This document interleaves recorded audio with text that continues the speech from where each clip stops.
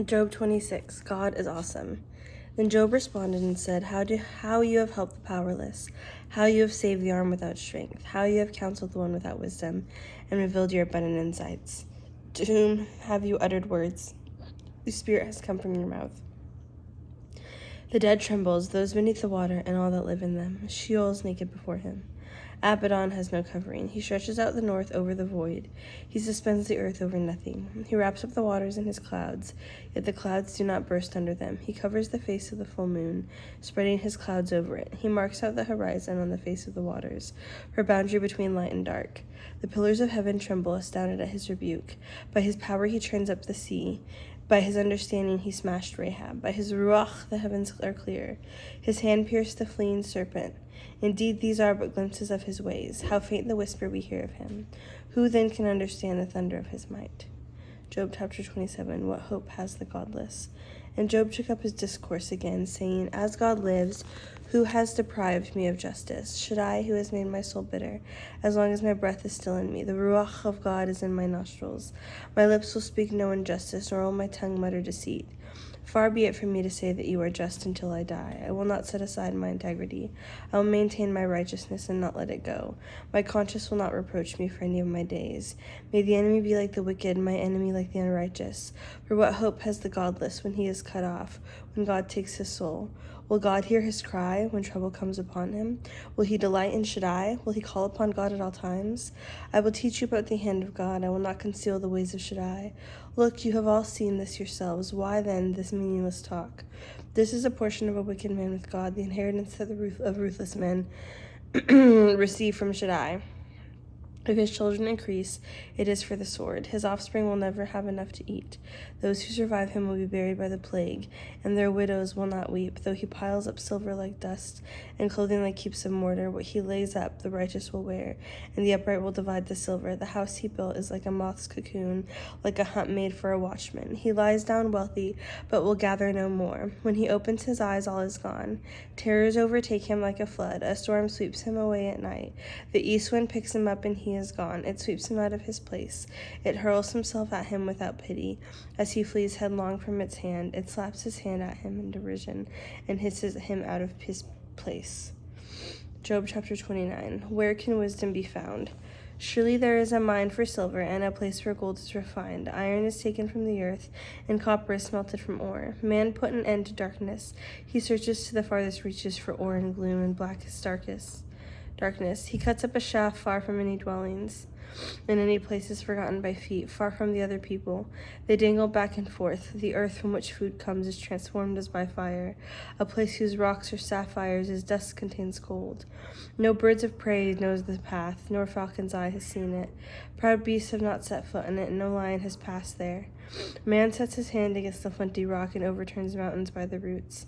He carves out tunnels through the rocks. His eye sees every precious thing.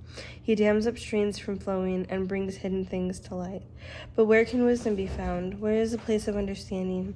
No mortal comprehends its worth. It cannot be found in the land of the living.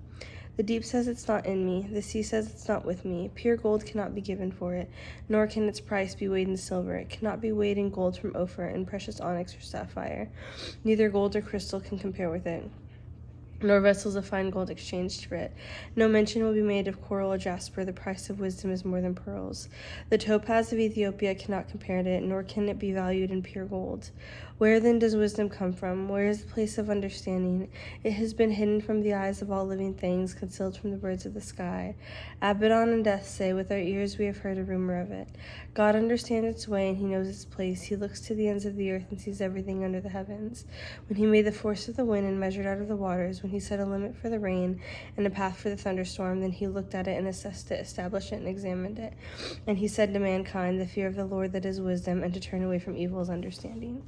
Job 29. Job remembers better days. Again, Job took up his discourse, saying, Oh, that I could be, as in the months gone by, as in the days when God watched over me, when his lamp shone above my head, when by his light I walked through darkness, as I was in the days of my prime, when God's intimate friendships was upon my tent, when Shaddai was still with me and my children surrounded me, when my steps were bathed with butter and the rock poured out for me streams of oil, when I went to the city gate and secured my seat in the public square, young men would see me and hide, old men would rise and stand, princes refrained from talking and put their hand over their mouths. The voice of the nobles was hushed and their tongues stuck to their palate. When the ear heard, it called me blessed, and when the eye saw me, it commended me. For I saved the poor who cried for help, and the orphan who had no one to help him. The blessing of the dying man came on me, and I made a widow's heart sing for joy. I put on righteousness as my clothing, justice was as my robe and turban. I was eyes for the blind and feet for the lame. I was a father to the needy, and I investigated the case of one I did not know. I broke the jaws of the unjust and snatched the prey out of his teeth. Then I thought, I will die in my nest and multiply my days like the sand. My roots reach the water, and dew lies on my branches all night. My glory is fresh within me, and my bow is renewed in my hand. People listened to me and waited and kept silent for my advice. After I had spoken, they spoke no more. My words fell on them drop by drop. They waited for me as for the rain, and opened their mouths as for spring rain. When I joked with them, they hardly believed it. They did not cause the light of my face to fall. I chose their way and sat as their chief.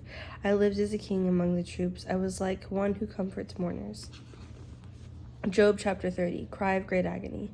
But now they mock me, those younger than I, whose fathers I would have disdained to put with my sheepdogs. Moreover, what use was the strength of their hands to me, since their vigor has gone from them? Haggard from want and hunger, they gnaw and parch the land, in former time desolate and waste. In the brush they pluck salt and herbs, and their food was from the root of the broom tree. They were banished from society, shouted at as if they were thieves.